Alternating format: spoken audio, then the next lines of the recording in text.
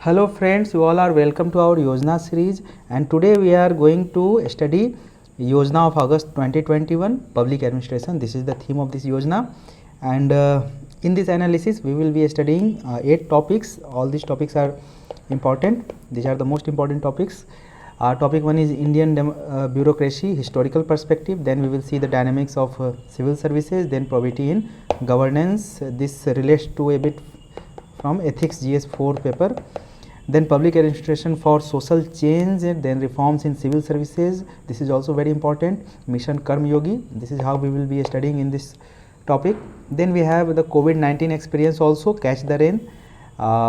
In fact, here rainwater harvesting has been emphasized. So this again we will be studying, discussing. And then this topic 8, the power of human development. Some important points are there which we will see. Now let us see topic 1, Indian bureaucracy, historical perspective.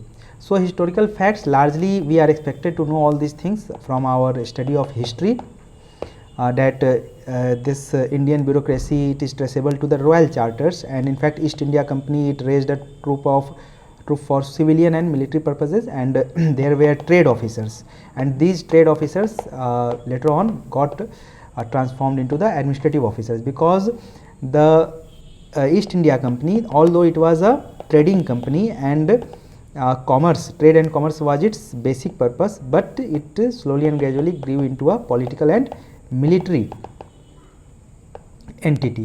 Okay. Then we can see that competitive exams, earlier there was a different system, that was the referral system, that was based on the privilege system. But then primacy to merit that came from mid 1800s. We can see Macaulay Committee, Islington Committee, Lee Commission. These are some important committees and commissions that suggested statutory public service commission. So these are some factuals may be asked in prelims. During Constituent Assembly debates, some arguments were there whether we should continue with this all India services, this Indian bureaucracy of the colonial construct, or we should not carry with that. But Sardar Patel supported that this should be carried on. Then these are some important names who joined the Indian civil services or later resigned also. So this should be kept in mind. These are factuals and some important facts. Then we can see that there are some constitutional provisions that relates to the civil services. These articles 310, 311, 312, these are very important, and from polity section we are expected to know all these things. Then civil servants as role models. So these are some very good examples which should be kept in mind. S.R. Sankaran, this is one example, one name. Then we have B.N. Yugandhar, this is also another name. These two names are very important. We can use it as a reference, as examples in various questions. S.R. Sankaran, in fact he was an IAS officer known as People's IAS officer, and his efforts in Andhra Pradesh is known for the welfare of the marginalized section, particularly the Safai Karmchari Andolan there, and also in abolishing, his role in abolishing bonded labor there. Okay. Then B.N. Yugandhar, one scheme, rupee 2 a kg rice scheme is associated with him. This should be kept in mind. Now let us come to challenges and reforms. See, when we come to challenges and reforms, there are some important aspects, some concepts to be understood here. Post independence, what happened, that we adopted a socialist welfare model. Okay. But this Indian bureaucracy that was created by the Britishers during the colonial era to uphold the imperialistic interests of the British. So imperialistic interests were to be protected by the Indian bureaucracy, but suddenly we transformed ourselves after independence into a socialist welfare model. So this was a challenge, and this still remains a challenge for the Indian bureaucracy, because with the traditional structure of civil services, which was meant for upholding the imperialistic interests, with this traditional structure we are trying to enforce the progressive ideals of the Indian constitution. Therefore it remains a very important challenge. See, after this socialist welfare model, after this socialist welfare model, government intervention in key sectors This became very important because we can see how the 5-year plans were there before 1991. So everywhere there was intersection of the government involvement was there, and largely that was by the IAS and the other bureaucrats. Okay. Now see, the second challenge is political neutrality, objectivity in decision making. So it still remains a challenge, because in India, even if we are a democratic country, the voting pattern is driven by caste considerations largely in most of the cases. Similarly, the transfer and posting of officers, this is also driven by many times caste and religious factors. So therefore it is very much difficult for these people to maintain neutrality and objectivity in decision making. So this is another challenge. Then constitutionalism matters. This is very important because as we discussed above, that these are the traditional structures, okay, and they are trying to enforce the progressive ideals of the Indian constitution. Therefore it's again a challenge for these people. These people who believe in the concept of secrecy, who believe in the, although the things are changing now after the advent of RTI, but these people who preferred secrecy, power structure, this is how now they are moving towards citizen centric governance. So this is how the challenge is there, but the thing is that things are changing. Now let us come to this CS wielding power. Civil services, they wield so much power and authority, therefore it is very much important that ethics should be there in public administration. It is very much important, and the officers moral compass, that means their conscience as per Immanuel Kant, the Kantian philosophy, their conscience is very much important to play a good role, a key role in good governance. So this is very important to be kept in mind. These are challenges for these people, of course, to maintain the integrity and honesty. Then we have various committees that recommended improvement in recruitment, mid-career training. So in fact there is a buzzword that there should be reform in the civil services recruitment process, training process, mid-career training also should be given. Otherwise there is rising level of inefficiency many a times. Capacity building should also be there, specialization, because now policy making is becoming more and more specialized, and therefore the generalist approach may not be very much useful. That's why specialization is also being emphasized upon by various committees, that these reforms should be brought in.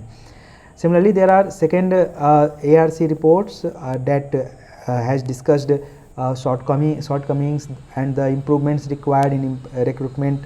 So this is very important, that second ARC recommendations about civil services, reform in civil services should be read properly. Okay. Now let us see what are the reforms in recent decades. So one is the lateral entry at joint secretary level. So this is trying to bring a specialization, this is trying to bring competition, this is trying to avoid complacency. Okay, this is how it is. Then we have record of performance evaluation. Now performance evaluation is being done. We have many new types of appraisal, 360 appraisal. This is how it is. Then we have perform of perish. Either they will perform, the bureaucrats will perform, or they will perish. That means they will have to go. This is how. Now let us come to another aspect, that people today, they are in fact becoming more literate and aware of their rights and entitlements. That's why they are now demanding better governance. They are demanding now accountability from the public servants, and we can see that there is emerging concepts. In fact, very much emphasis on Right to Information Act is there. Then there is emphasis on Citizens Charter also, and this Citizen Charter, some important aspects, features of this is standards of service that is to be delivered by the public servant to the people. Then time limits to service delivery, that whether 15 days, within 15 days the service will be delivered, or 150 days. This is the norm today, but this should be, this 15 days should be taken care of. That means within reasonable time frame the service should be delivered. Then grievance redressal should be there, because whenever service, the public servants are delivering the service, and if any grievance is getting cropped up, then where the citizen should go, and in fact their grievance should be redressed. Then again in this Citizen Charter, the vision and the mission should also be given by that institution or organization that has prepared that Citizen Charter. So these are important features of Citizen Charters. Okay, so this should be kept in mind. Now let us see one more debate, that whether there should be generalist or specialist as the civil servants. So there are two aspects. One is at the lower level, okay, at lower levels such as at district. Okay, at district there is DM. Now DM, he has to get works done by his junior officers from various departments such as from agriculture, industry department, labor department, various departments are there. So he is expected to know about various departments. So here the DM is required to be generalist. Okay, but when the DM, the IS officer goes up higher in the up in the hierarchy, then a specialization is needed, because now when they go up, they are moving towards policy making level, and at policy making level there is requirement of specialization, and that's why there is lateral entry, the concept of lateral entry. Okay, now based on qualification, interest, work experience, these DM or IAS officers, they can be given opportunity for capacity building in a given field to specialize themselves. In fact, today many graduates from IIT, IIM, NLUs, lawyers, professionals, they are joining civil service, and this is a good a healthy trend also, because it is bringing professional expertise in the field. So this is how the topic 1 ends. Now let us come to topic 2. In this topic we are going to study the dynamics of civil services and some very important and conceptual aspects we will be going through in this topic. So let us see Weber. So Weber, he identified 3 types of authority. Authority, that means power that is legitimate. Okay. Now 3 types of authority. One is the traditional, such as based on succession, that means during times of kingship. Then rituals, such as in the Brahmanical orders. Then we have charismatic power, charismatic authority also, such as Vivekananda. He was enjoying this charismatic authority. It is generally God gifted. Then we have legal rational or rational legal. This is also one type of authority, and this is what bureaucracy is. So now let us see how Weber defined bureaucracy. He said that the bureaucracy is a formal organization. Okay, formal organization, and it has the following characteristics also. So these characteristics should be kept in mind. One is that these bureaucrats, they are selected formally, they have formal promotion system, and their selection and promotion is based on some norms, well defined norms, criteria, merit and transparency, and that's why we can see how UPSC, it has some defined norms, some criteria such as age is one criteria, qualification is one criteria, merit, that means the competitive examination, transparency is of course there. So this is how the formal selection and promotion is there. This is one feature of the bureaucracy as said by Weber.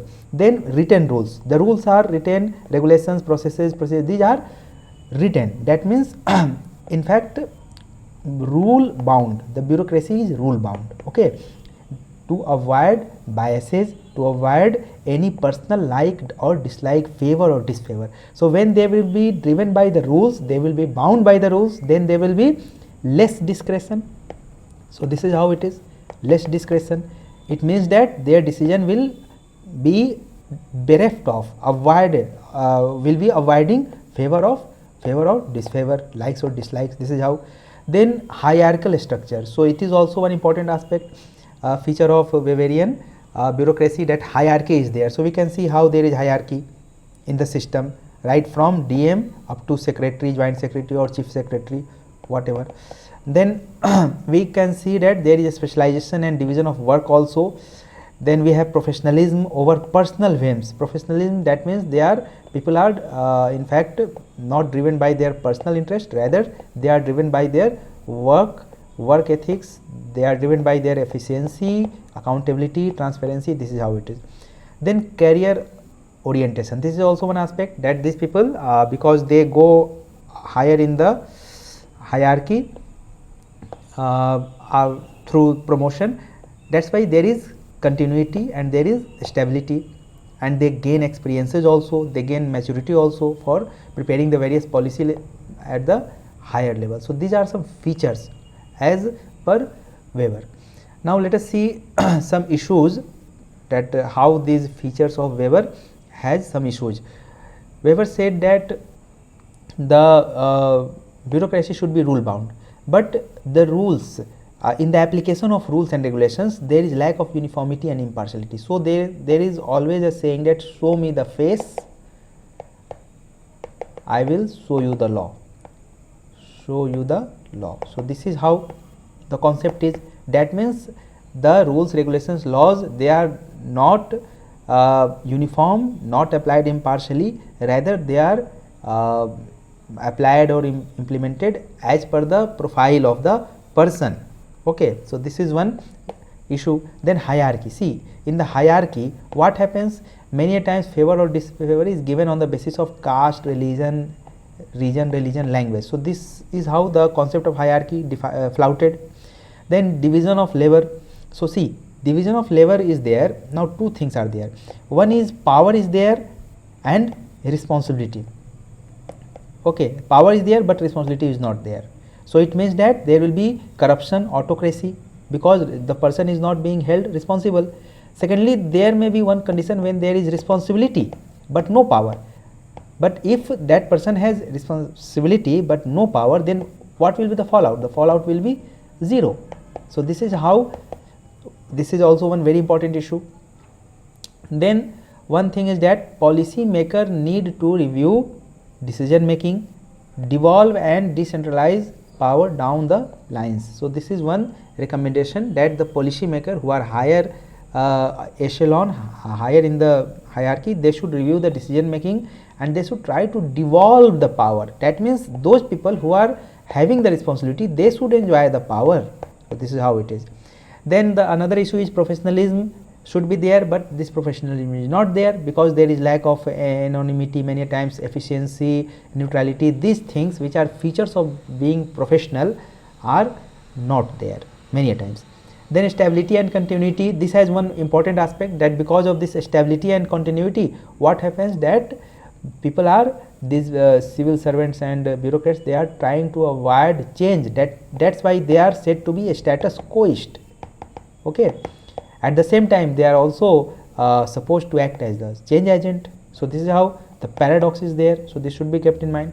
Now let us see what Sardar Patel said about civil services in the Constituent Assembly. He said that he supported, in fact, he supported the civil services, and he said that they are loyal, they are sincere, they have the ability, and because of these civil servants, there was no chaos as such. Otherwise, there would have been chaos during the early times of independence from 1947 to nearly 2 to 3 years, which was the intervening period. So during that period, this was the civil services which avoided chaos. So this is how Sardar Patel supported this, and he said that for an efficient all India services, they should be allowed to open their mouths. That means they should be allowed to give their opinion without fear, without favor, and if they are not able to give their honest opinion, they should better go. So this is how Sardar Patel was of the opinion, and he also said that when the country is stabilized and become strong enough, then these people may be persuaded to change. So this is how, see here the tinge of the imperialistic ideology. Okay, because this civil services was meant to uphold this imperialistic ideology, and they should be persuaded to change. Okay, to change to serve a democracy. So this is how they would be persuaded to change after the country is stabilized. So this is how the arguments were there by the Honorable Sardar Patel. Now let us see pathologies. So some issues are there. One is red tapeism. So this is one issue. Red tapeism is there. Indecisiveness is there. In fact, people, many in the civil services or bureaucrats, they avoid taking decisions. Okay, because they want to avoid the risk. Okay, avoid the risk. So there is a very special feature in the government sector, that people do not own. They do not own responsibility. They do not own responsibility. Rather, they throw the responsibility. And because of this throwing the responsibility, the issue becomes that there is too much delay, inordinate delay in decision making, and indecisiveness is there, because no one in general, not all, no one generally wants to own the responsibility. So that's why there is indecisiveness. Then again, one pathology is please discuss. Many a times when a file is moved, okay, then the officer puts in the note in the file that please discuss.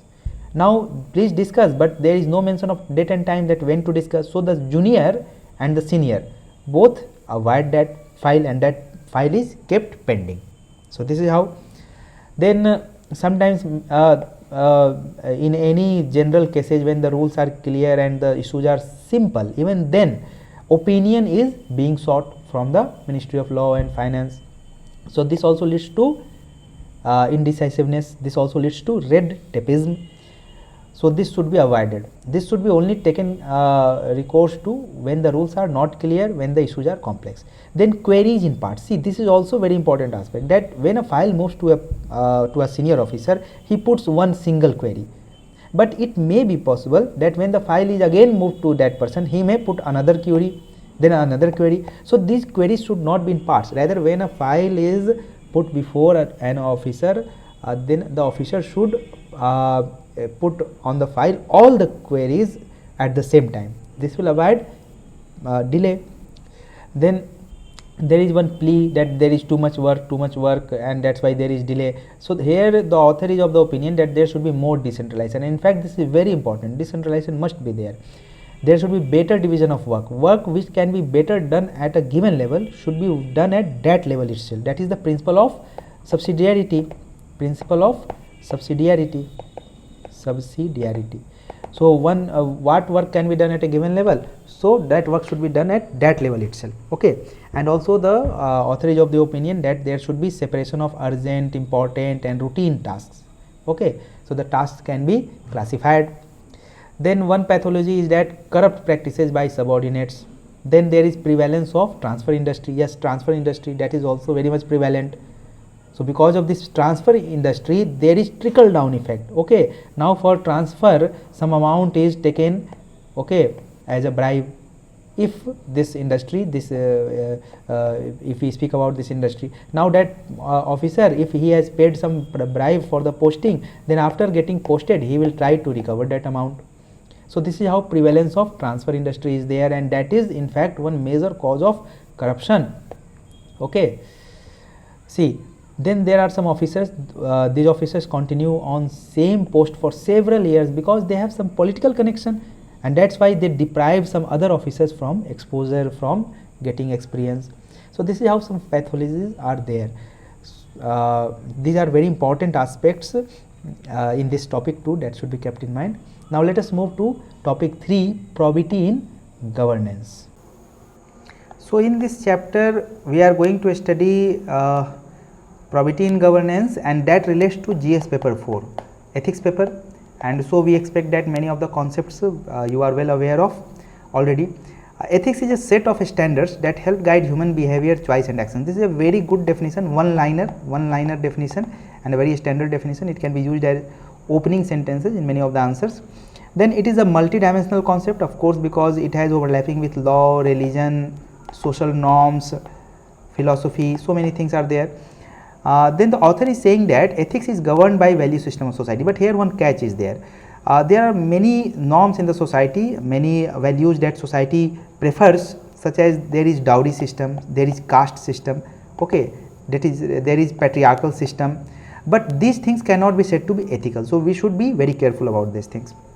Then value cannot be imbibed in short term. Okay, so this is also one very important aspect, that there should be focus, emphasis on attitudinal change. With the passage of time, there should be focus on attitudinal change. Okay. Then we can see that some determinants of ethics as per the author, the culture, values, character, sense of right and wrong, these are some determinants of ethics. And of course, ethics in public. In this case, the author is saying that legal accountability must be there. Even if there is an expression of high moral values by the people who are in the system, in the governance, even then legal accountability must be there. Santhanam committee, it said that there is weakening tradition of integrity and efficiency, and that is because there is lack of moral earnestness among those officers who are coming into the service. So this is one concern raised by Santhanam committee. Public confidence and respect is result of collective efforts. So this should be kept in mind, that there may be some officers, Mr. A, B, C, who are good officers and they have good public image, but that does not bridge the trust deficit that is prevailing between the people, citizens and the government. So that trust deficit has to be removed by collective efforts. Okay, when the officers will adhere to the integrity, honesty, objectivity, and these values, when they will be adhered to, will promote trust and credibility. Okay, so a collective effort is required. Then we can see that this line is very important line, because it emphasizes that how the role of the government functionaries is getting changed. Today they are becoming facilitator, okay, they are becoming service provider, okay, and earlier during colonial era there was enforcement of law and order, enforcement of laws and rules, that was the main goal, okay. But now the main goal is not that enforcement of laws and rules, rather the main goal is service provisioning, providing services and being facilitator, that means welfareism, okay. So we can see that how the role is getting changed. Second ARC, it has provided a framework for ethical behavior, and it is saying that there should be codification of ethical norms and practice, and that's why there is emphasis on code of ethics for civil servants, okay. Second ARC has emphasized on code of ethics for civil services. Then it is saying that the conflict of interest should be avoided by disclosing the personal interest. Similarly, a mechanism should be created so that there should be action, okay, to enforce these codes that that defines the ethical norms and practices. Here, ethics in governance, this topic is very important, and we can see that in this case there are three important aspects that for ethics in governance, okay, three things are important. One is the institutional framework, that means Lokayukt, CVC, CBI should be there, these institutions, okay. Then legal and administrative framework should be there, such as some law should be created, Prevention of Corruption Act, code of conduct should be defined, okay, should be enforced, okay. Then ecosystem of ethics should also be there. It means that there should be inculcation of values, there should be creation of some culture, a culture which promotes ethical behavior, okay. For example, avoiding conflict of interest, so people should avoid the conflict of interest by making disclosure, okay. Say they should disclose their personal relations if any conflict of interest is getting arisen, okay. So this should be kept in mind.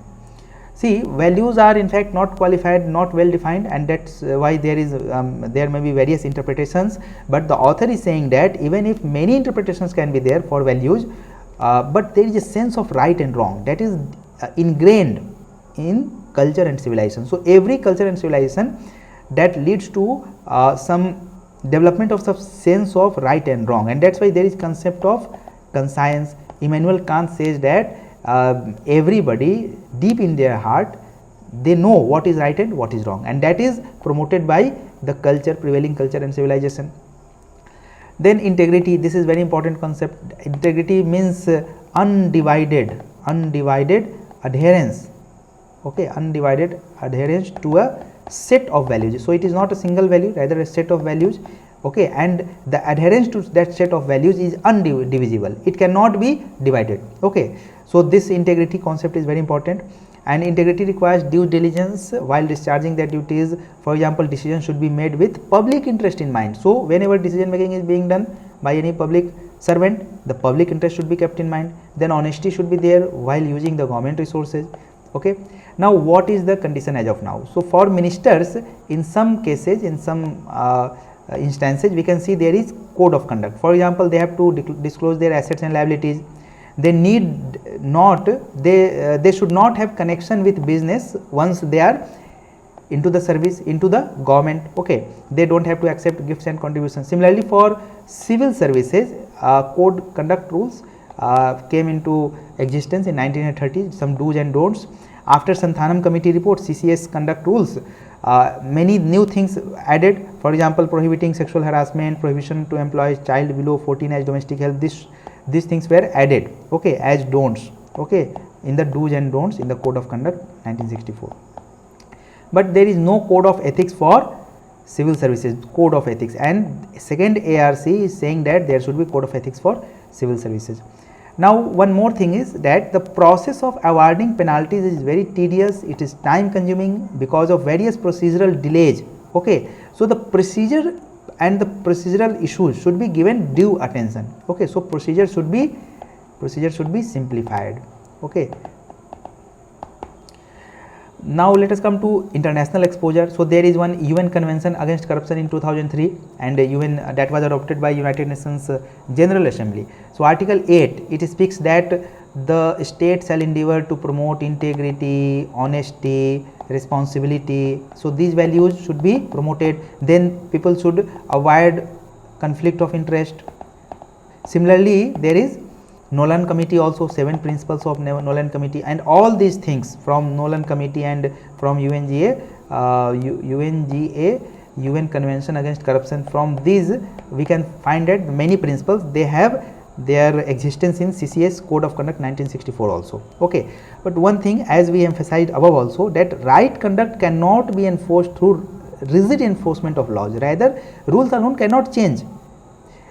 Rather, attitude, change in attitude should be the key. So attitude, it should be emphasized, the change in attitude should be emphasized.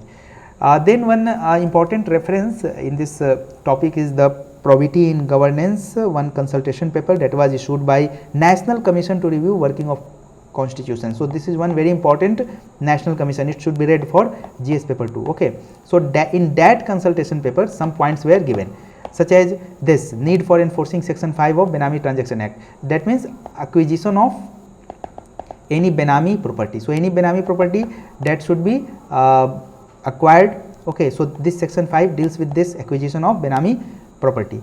Then there should be a law for confiscation of illegally acquired assets, and some amendment is there in Prevention of Corruption Act. Then Lokpal, it is already in existence. Minimizing discretion, this is very important because discretion leads to corruption, and that's why there is emphasis on minimizing discretion. And in this case, to minimize discretion, the use of ICT and information technology is very much useful. Okay, because use of ICT and e-governance, this is reducing the interface, human interface between the service provider and the citizens, that means the government officials and the citizens. So that interface, human interface is getting reduced, that's why the discretion and the corruption, everything is getting reduced. Then one more point that is getting emphasized is making citizens charter more elaborate. Citizen charter is very important chapter in GS paper 2. Okay, so this should be read, and we expect that you have read about citizen charter. So this citizen charter should be made more elaborate, so this should also be kept in mind. Okay, so in this topic 4, that now we are going to study public administration for social change, the main theme is e-governance. Okay, so we will be seeing various aspects of e-governance. So e-governance promotes a smart governance. S means simple, M means moral, A means accountable, R means responsive, and T means transparent governance. Okay, e-governance aims to make government to citizen, government to business, and government to government interaction convenient, friendly, cost effective, transparent, effective, all these things. Okay, there is one maturity model, although many models can be there, but one popular one is Gartner e-governance maturity model, and there are 4 phases. Okay, phase 1 is information, that means the government is having presence on web. Okay, so presence on web is there, providing information to the public. Then the second phase is interaction, that means in second phase, now the business or citizens, they can interact with the government, such as they can ask questions through emails. Okay, they may download various documents or forms. Then there is phase 3, that is transaction. So in this case what happens? ITR filing, GST filing. So this is the third phase of transaction. Then there is fourth phase, that is transformation. So in this fourth phase what happens, that there is one single point of contact, and through that various services are provided. For example, in case of one state Bihar, there is online services through RTPS, right? Through one website there is online services under RTPS, right to public services. Okay, so this is how. Similarly, there is Umang app, so through that app only many services can be availed. Now there is addition of one more phase, that is phase 5. Okay, after this UN e-governance survey, and it says that the government will now transform itself into a connecting platform which responds to the needs of the citizen by developing an integrated back office. Let us try to understand through an example. There is one database, okay, and that database has information and data on education. Now there is CBSE at central level, okay, there is a state board at the state level. Now these boards are interacting with this database. Okay, so this is vertical interaction between two layers of the government. Then there may be schools, colleges, universities, etc. They may be interacting with this database, and there is horizontal interaction. So this is horizontal and this is vertical. So this is how vertical and horizontal interaction is there through this platform, okay, in the back office, as a back office. So this is how the concept of connected government we have understood. Now let us see what are the goals of e-governance. So one goal is better service delivery. Of course we can see how there is less human interface, and that's why there is less corruption. Corruption is decreasing. There is now more speedy delivery of services. Now people can file ITR easily, they can apply for various certificates, and that can be availed within a given time frame. So this is how better service delivery is there. Then empowerment through information. Information is power, and now information is available, easily available to the citizens, okay, and businesses on the various government sites, websites, various rules, regulations, processes, policies, etc. that can be availed. The information on all these aspects can be availed easily on the government websites, okay. Then we can see improved interface with business and industry. So in this case we can see that how business and industry, there is simplification of various processes because of advent of this e-governance and online services, that they can apply online for licenses, okay, they can file GST online. So this is how improved interface. There is efficiency, transparency and accountability. These are keywords. Of course you would be knowing all these things. Now let us see, for delivery of all these services core infrastructure is required, such as a state data center. It means that the state should have its own server, its own database, okay. So this is how a state data center should be there. Then the concept of SWAN, state wide area network. So a state wide area network is a closed network, it is a closed network. And let us see one example, that all DMs, okay, of various districts, various district headquarters, they are now having video conferencing with the CM in the capital, okay. So that video conferencing is in a closed environment. That means only DMs of various districts and the CM in the capital, they are having video conferencing, and that occurs through this state wide area network, okay. Now let us see this CSC. CSC is a common service center, and in Digital India program it has very important role also. Then we can see national or at state level e-service delivery gateway. So let us see this through an example. A and B, these are two departments. Now A and B, if they are interacting with each other, there may be incompatibility because they may be using various software and hardware of different versions, okay, of different versions. So in this case e-service middleware is required. That means now A will interact with B through this national e-governance service, e-service delivery gateway, okay, gateway. This will help in bringing uniformity, in bringing standardization, and in bringing compatibility in the flow of information from A to B. So this is how it is. And of course Aadhaar, we all know about Aadhaar. Aadhaar has brought digital revolution to e-governance. We can see how Aadhaar has helped in financial inclusion through Jan Dhan Yojana, Manrega, PDS. Now there is Aadhaar enabled payment, okay. So this is how. Then we have Umang. Umang is one mobile app through which various government services, more than 250 government services can be availed. Then we have National Center for Geo Information. Then OpenForge is there. OpenForge is that for any app, mobile app, there is source code, okay, source code, there is software code. Now this software code and source code is openly available for any software developer. Now this software developer, what they will do, they will easily access this source code, and they will improve upon the apps and may develop new apps also. Then we have GI Cloud. This GI Cloud is Meghraj, okay, Meghraj. Then we have DigiLocker. We have understanding of this DigiLocker also. The important documents can be saved there. Now let us see this NEGP, National E-Governance Plan or Program, whatever.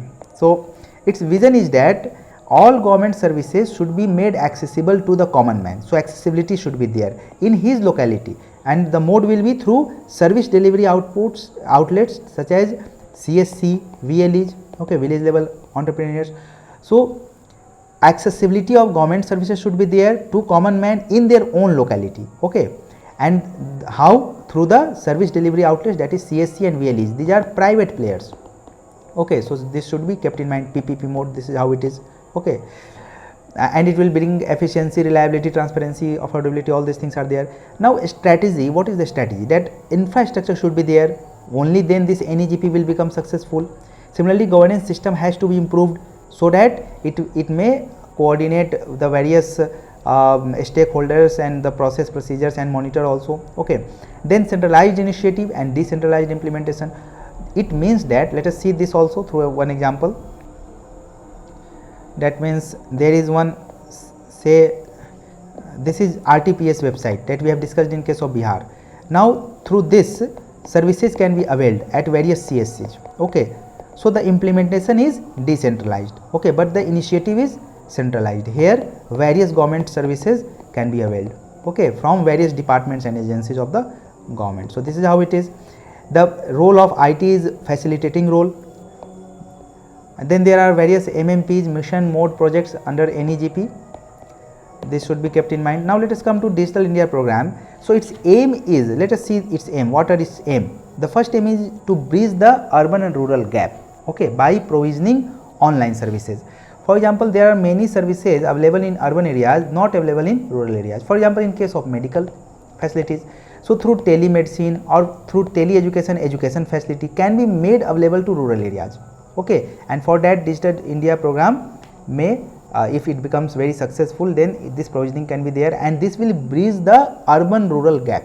Okay, then it wants to transform India into a digitally empowered society, knowledge economy. These are keywords. Okay, it must be kept in mind. Digital infrastructure has to be improved, such as BharatNet. Under BharatNet, okay, optical fibers is being laid.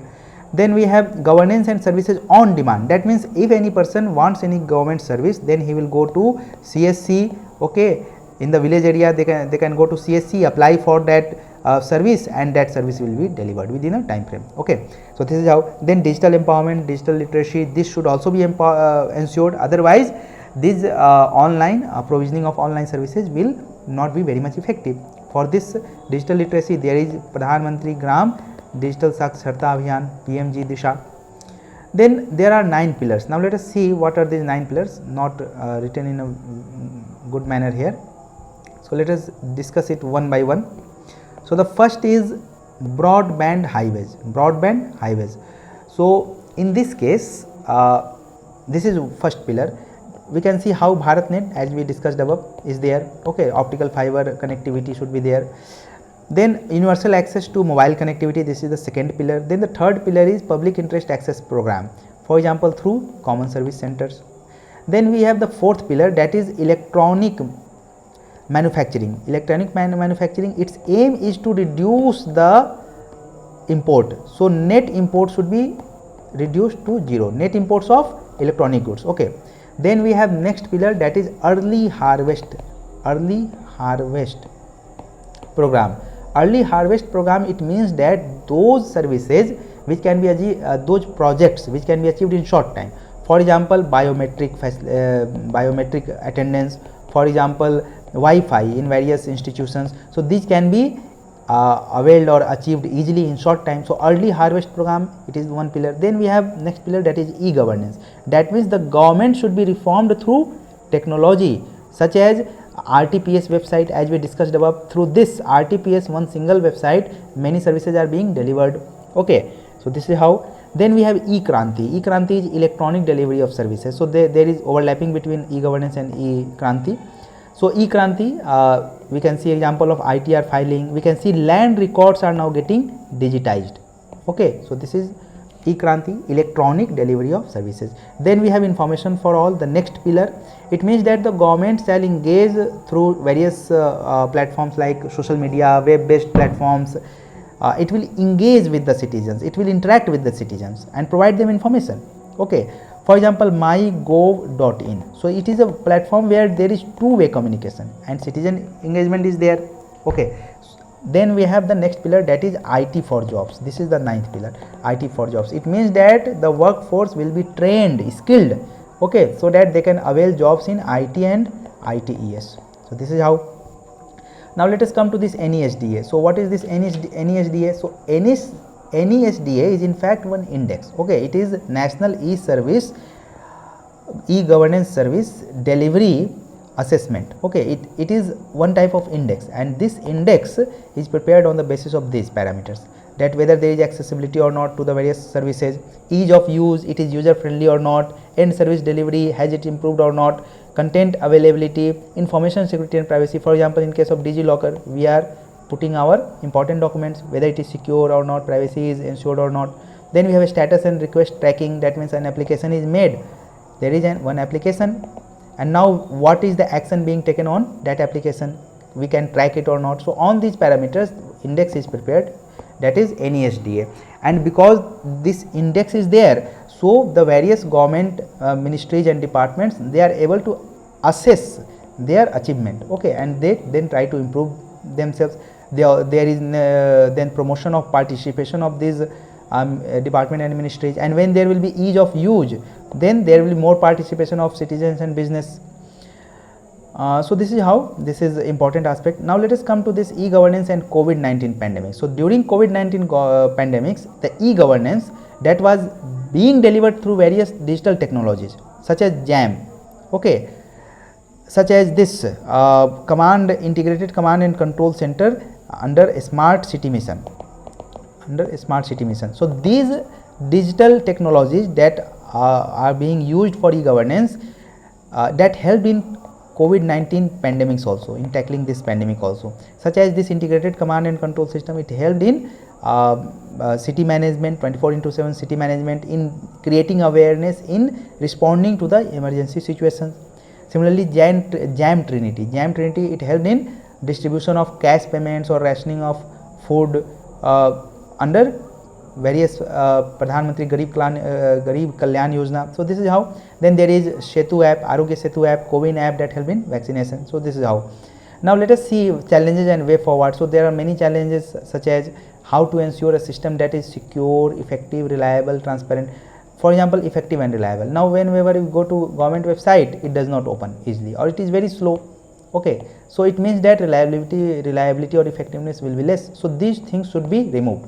Okay, decrease digital divide. So digital divide between rural and urban area, between male and female, between various age groups, so that should also be reduced. And promote inclusive governance. This is very much important, because even today in India, illiteracy rate is very much high, and digital literacy is high among literate persons also. Okay, so this is one challenge. Therefore some way forwards also here.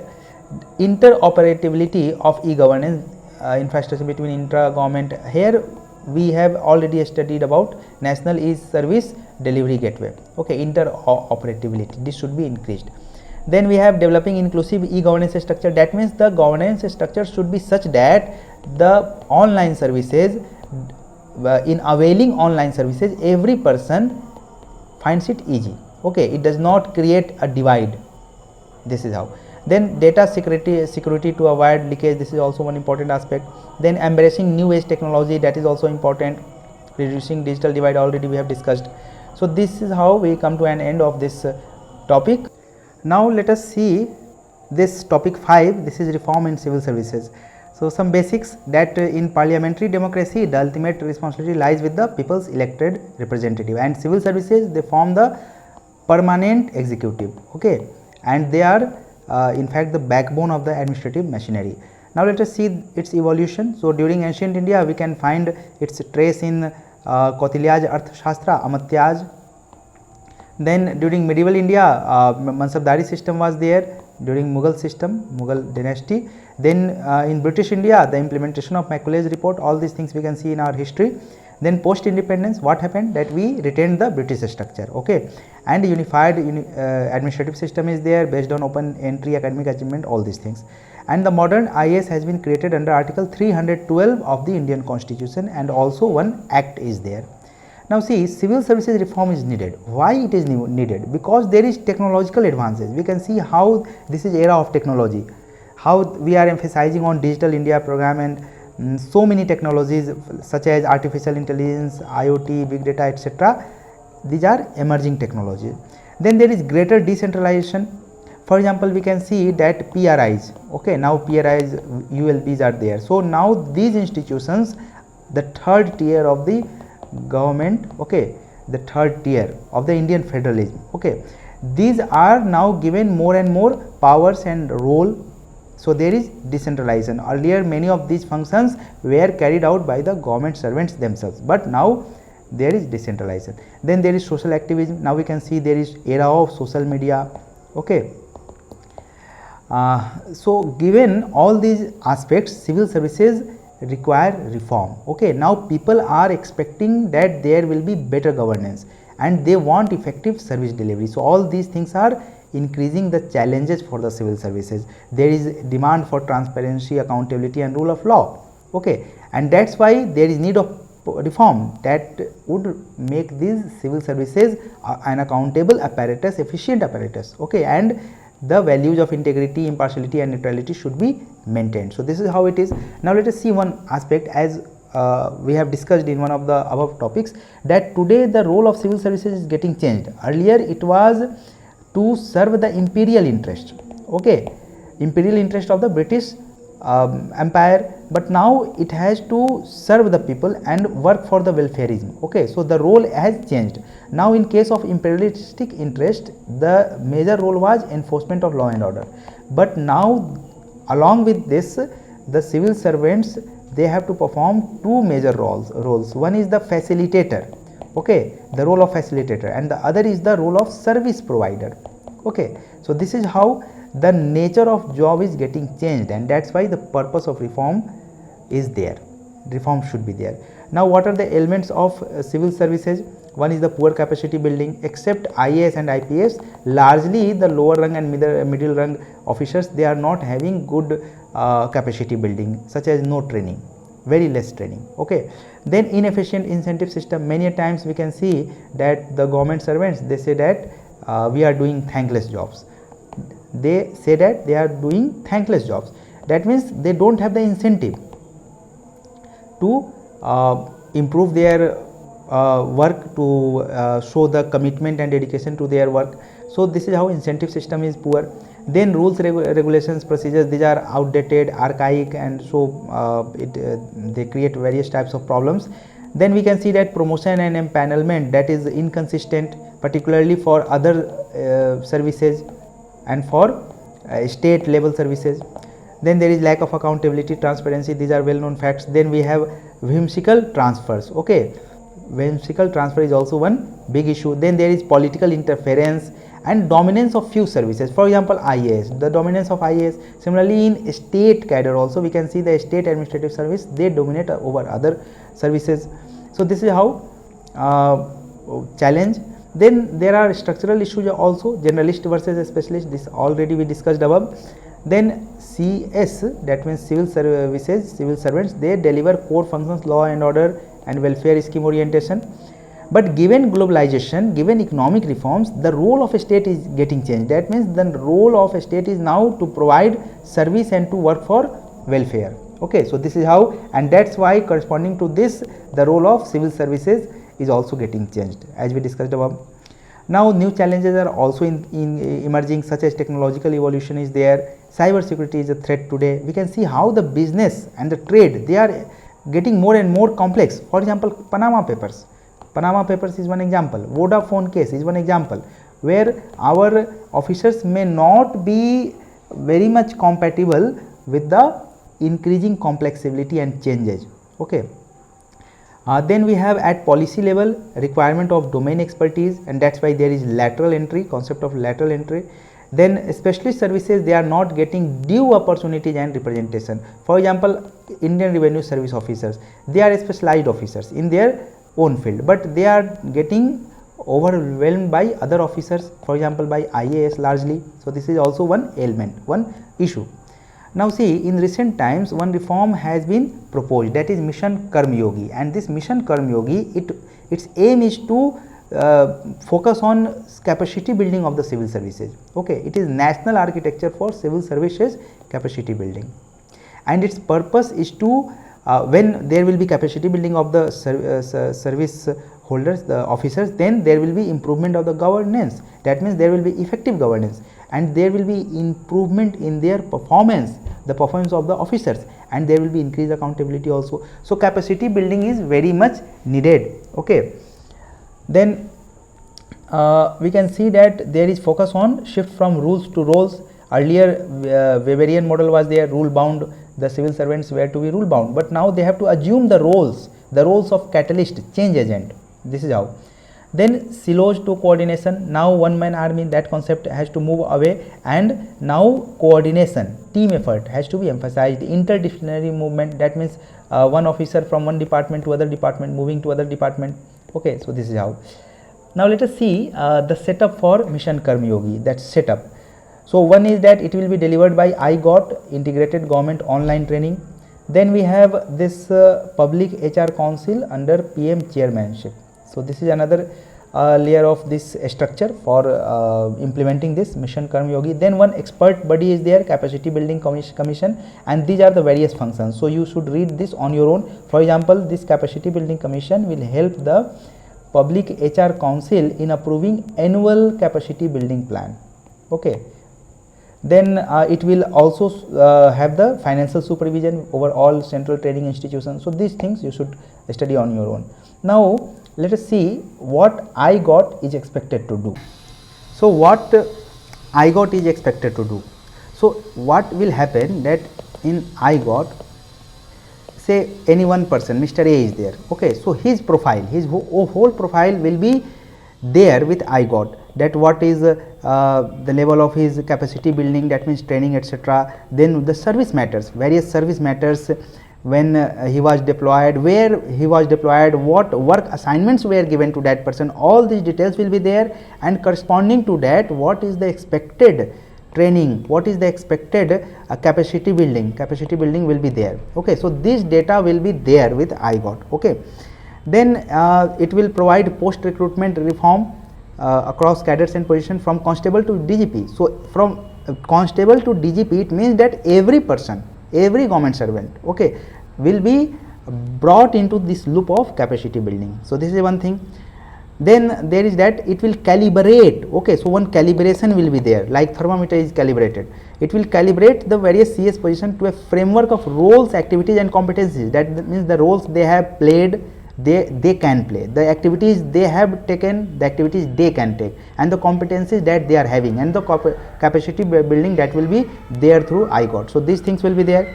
Then to make available to all CS opportunities to strengthen their behavioral competency. It is very important because today's soft skills is very much required for civil services. Then their functional competency, their domain, that means specialization. Okay, this will be strengthened through that capacity building through that IGOT platform. Okay. Then its purpose will be to enable the central ministry department to directly invest their resources towards co-creation, sharing, collaborative, common ecosystem of learning. So IGOT is one single platform. Here various ministries, departments, they will share their finances, they will share their resources, learning resources. Okay, so here one pool will be created. So this is how. Then data analytics. So various data that is being created and that is being stored in IGOT, that will be used for data analytics. This is how big data. Okay, and it will be used to analyze various aspects. Okay, that means how to map the competencies, how to improve the competency building process, all these things. Okay. Then financial implication, 500 crore for over 5 years will be there. Then one special purpose vehicle will be created. It will operationalize the content market aspect, marketplace, manage key business services of IGOT. So SPV will be the institution for its implementation. SPV will own all IPR on behalf of GOI, Government of India. Then a transformational change in CS capacity building is very much required. Transformation of work culture is required. Okay, all these things required. So this should be kept in mind. Now let us come to this topic 6. In this topic 6, we are going to study the COVID-19 experience. In fact, the focus of and the main theme of this topic is universal health coverage. Okay. Now let us see. Universal health coverage, it promises that every individual has accessibility. So the first thing is accessibility to quality health care. quality should be there, and without financial hardship, that means affordability. So accessibility, affordability, okay, and quality healthcare. So these are three keywords that should be there for every individual with regard to promotive, preventive, curative, palliative, rehabilitative health services. Now see, for USC there should be a strengthened health system that is required. Now as per WHO's 2007 framework, we can see that there are 6 building blocks. The first is service delivery. So various services should be delivered to the people, to the citizens, such as women and child related health care at primary health care center. Then we have health information system. It should be improved, such as the number of hospitals, the facilities, the services provided by it, the various information relating to drugs, diagnostics, etc. Then we have health financing. So financing is also very important. So along with the budgetary allocation, the role of private player, etc., the insurance, health insurance, etc., these things come under this. Then the next building block is the health workforce, that is the doctors, the paramedicos and other staffs. Then we have we need to have this accessibility of essential medicines. So this should also be available. Then governance. Now see, governance is also important. One example can be seen, that there should not be any fake drug in the market. Now how this will be ensured? This will be ensured through governance. Okay. Now 3 policy questions that are very important that we consider in case of universal health coverage. One is that who is covered, that means the extent of the population. Then which services are covered, that means the services that we are going to provide under universal health coverage to the citizens. And then the financial design, that means the cost. So 3 things are there: the population that will be covered, the services that will be delivered, and the cost. Okay. So this is how these 3 policy questions, whenever policies are to be framed on universal health care. Now let us see some universal health care relations from Asia Pacific. So there are 3 countries that we are going to see. One is Sri Lanka. So in case of Sri Lanka, we can see that there is separation between preventive and curative healthcare, and also there is expansion of primary level. So these 2 things, these 2 criteria should be followed in India also. In India also we should try to separate the preventive healthcare and curative healthcare. Focus should be more on preventive healthcare and the primary level healthcare. Okay, this will reduce the burden of healthcare.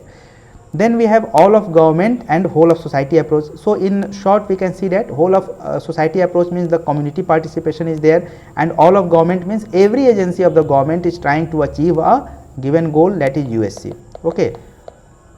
Then we have public private pooling of funds. So there should be funding.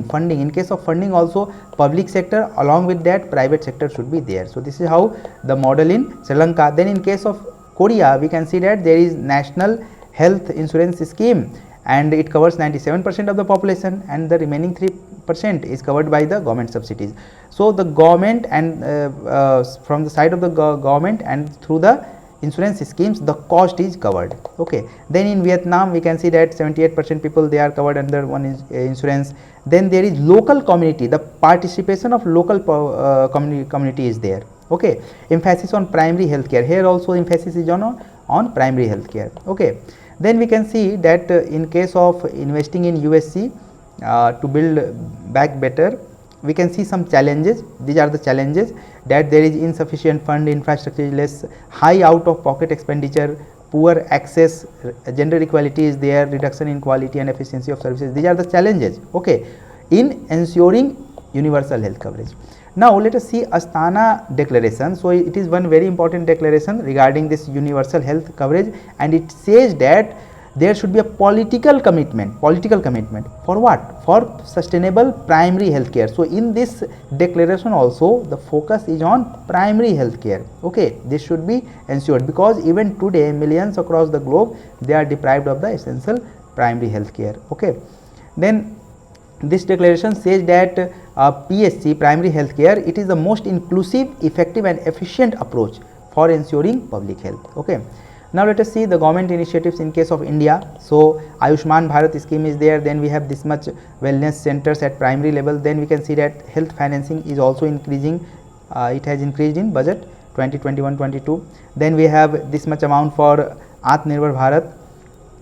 Then Swachh Bharat Yojana is there to develop primary, secondary and tertiary level healthcare. Now let us see that in case of USC and for ensuring a good quality healthcare, financing is key.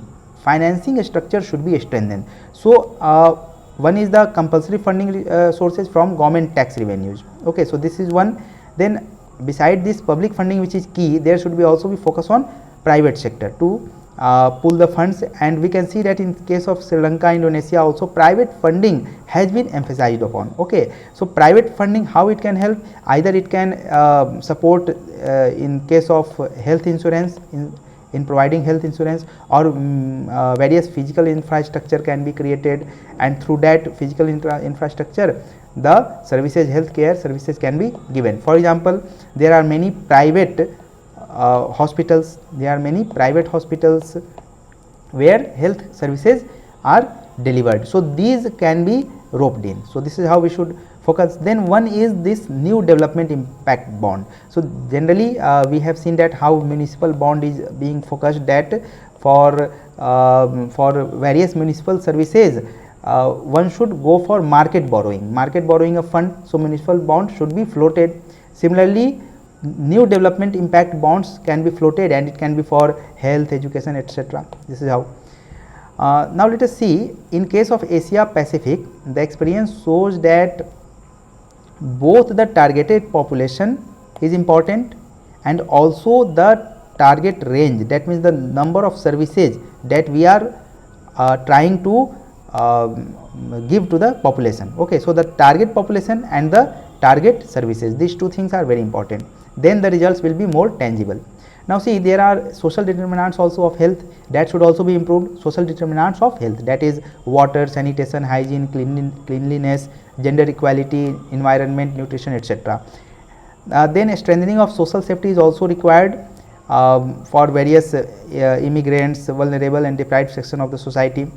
Coverage, services, fund, etc. These are required, and for this a strong resolve is required from the side of the government, and infrastructure is also required. So these things are there, and this is how this topic 6 comes to an end.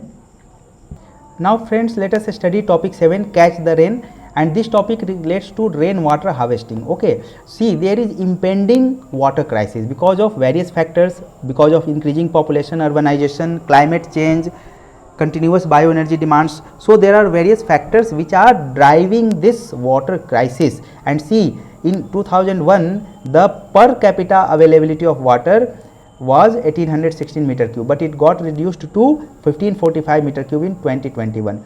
But less than 1700 meter cube is a water stressed condition. That means India is facing a water stressed condition, and that's why there is campaign by Prime Minister that catch the rain where it falls, when it falls, rainwater harvesting. Okay, and the focus is on creating rainwater harvesting systems as per the climatic conditions and the subsoil strata.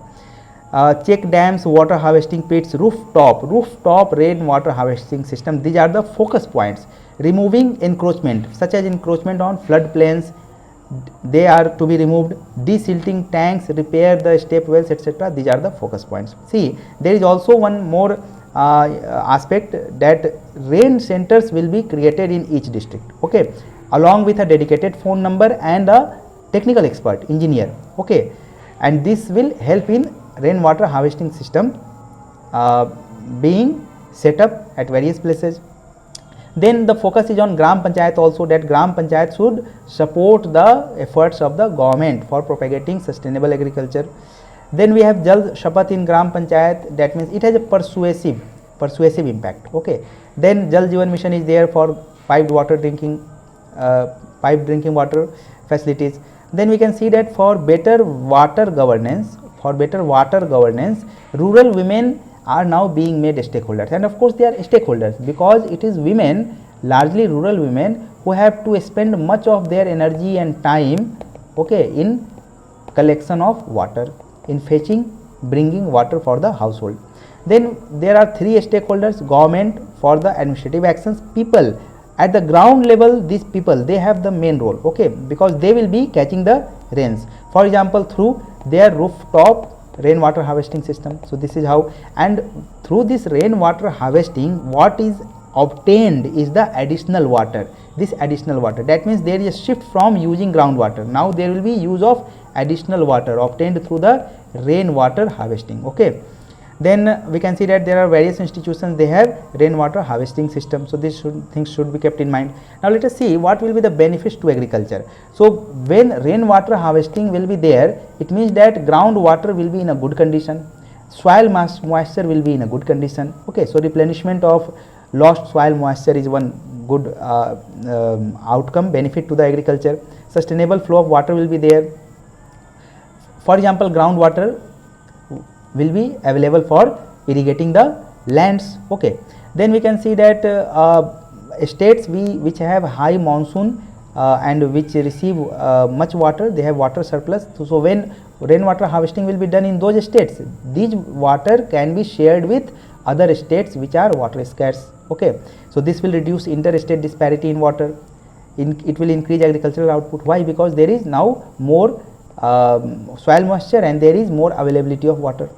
Then benefits to urban settlements. What happens when rainwater harvesting system is there, rooftop? So the water that will be prevented from gushing on the road, and this will prevent the urban flooding. That means there will be less damage to the infrastructure, and therefore the time, energy and finances that are spent in reconstruction of roads, in building new infra, will get reduced. Okay, so benefits to the urban settlement will be there because of this rainwater harvesting system. Then one very important note is that rainwater, okay, whenever groundwater depletes, okay, whenever groundwater depletes, then rain also decreases. And one example, that in northwest of Tamil Nadu, Coimbatore, groundwater was overexploited, and as a result of this, rain also declined. Okay, this should be kept in mind, that groundwater, the condition of groundwater and the rainfall has a direct linkage. If the groundwater is going down and is not in a good shape, not in a good condition, then rain may also go down. Okay, so this is one example. Now let us come to this topic 8. In this topic many things are there, but the power of human development has been emphasized, but we have only sorted out the important points. Okay, let us see those points. So first point is that efficient human capital is there, then there will be prosperity, innovation, value addition, because humans, when human capital is increased, that means people are skilled, they are given education, they are given health, etc., then they have much capacity for upward mobility, okay, in the social hierarchy. Also they can have various economic opportunities also. So these things are there. Then we can see that vision and approach towards Indian public administration, that it should be effective and efficient, that enhances ease of living. Okay, then see, government, our honorable Prime Minister has emphasized on minimum government and maximum governance to reduce red tapeism. These things often we see in the news. Okay, then we can see that there is divestment of government majority share, merger of PSUs in 4. So there was, in recent times there was merger of PSUs also. Then lateral entry is being done. Then national recruitment agency. Then technological change is also emphasized upon, digitizing governance process, for example through e-governance, various e-governance we have seen above. Then digital payments, low prices of data is there, SWAM initiative is there, all these things are there. These things we expect that you know. So this is how we come to an end of our discussion on Yojana August 2021. Hope you enjoyed this. Please give your feedback. Thank you so much.